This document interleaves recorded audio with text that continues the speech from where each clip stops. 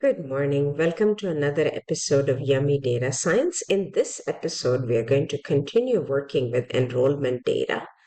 So in last episode, I did some data exploration with enrollment data, but in this, I'm going to be continuing that and creating a file out of it. So I'm going to start with a quick recap of what we did. So let's go to Google Colab. So if you recall from the first video, I am reading 2019 to 2023 enrollment files from CMS synthetic Medicare data. And I'm concatenating them. So I'm stacking them on top of each other. And I am doing a whole bunch of data exploration here. Basically, I'm trying to find out if members have gaps in their enrollment. And it turns out from my data exploration that was accelerated by AI that a member is enrolled for 12 months. I didn't find any members that were enrolled for less than 12 months.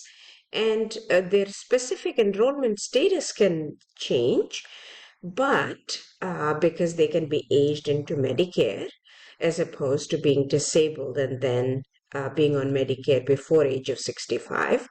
But on the overall, they are enrolled in the whole year or not at all. So what I've decided to do is instead of doing member months, I'm going to keep this concept to member year. So I figured that out. And now what I'm going to do is I'm going to see which columns I really need from my data set that would be useful.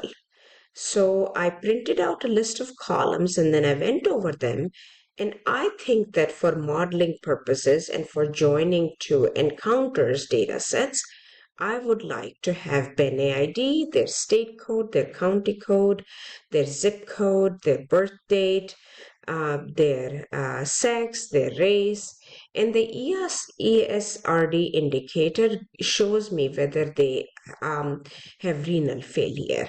So I'm going to do that as well. And I'm going to, morbidly enough, also have a death date in case in some models, I will need that for perhaps survival analysis.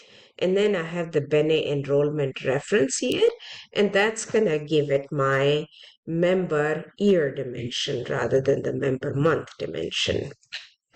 So I'm going to be filtering. And now what I'm curious to know is how many members do I have per year? So you can see I'm prompting it. What is the count of BENE ID by BENE enrollment ref year? And it gave me the following statement. It groups it by the reference year, and then it gives me a count of the BENE ID, which is exactly what I wanted. But now I'm curious, is the data I'm curious about data integrity, and I want to know if there are duplicates by BENE ID and their enrollment reference year. And so that's what I'm prompting it. Are there duplicates by these two columns? And it gave me this, it gave me a statement which I like, and I'd like to dissect further and explain this. So this is using the duplicated method of enrollment of a data frame. And what it's saying is, I want to identify any duplicates. And then the subset of columns I want to identify duplicates is on BENE ID and BENE enrollment reference year. So just those columns. And the keep statement is interesting because what the keep statement is doing, it's marking all duplicates as true.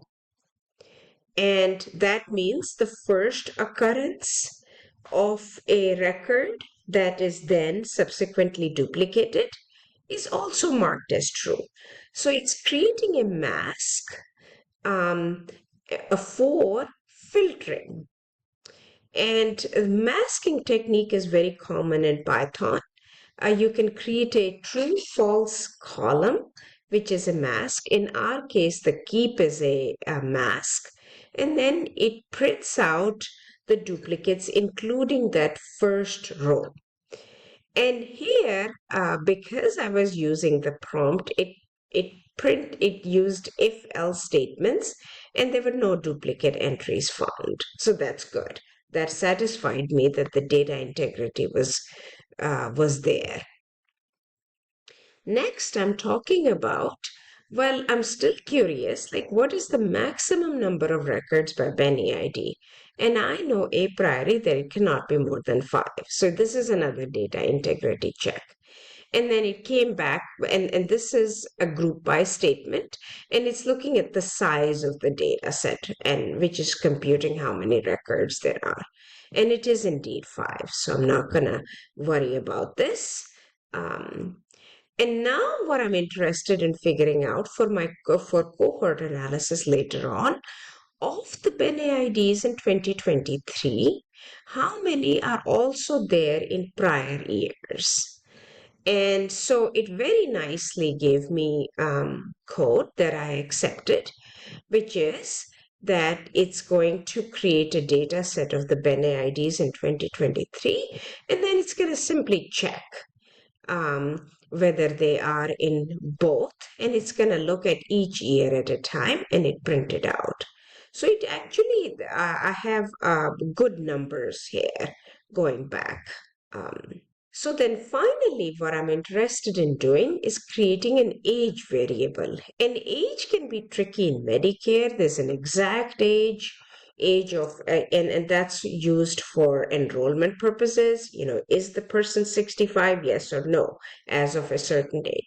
What I'm doing is I'm just curious about a distribution of age. So I want to calculate a rough age as the difference between the year extracted from Bene birth date and the Bene enrollment reference year. So it's really quite rough. So I do that. And as you can see, I had to tell the prompt, I had to modify it a little bit. Because at first I said just create the age between these two columns and it couldn't figure it out.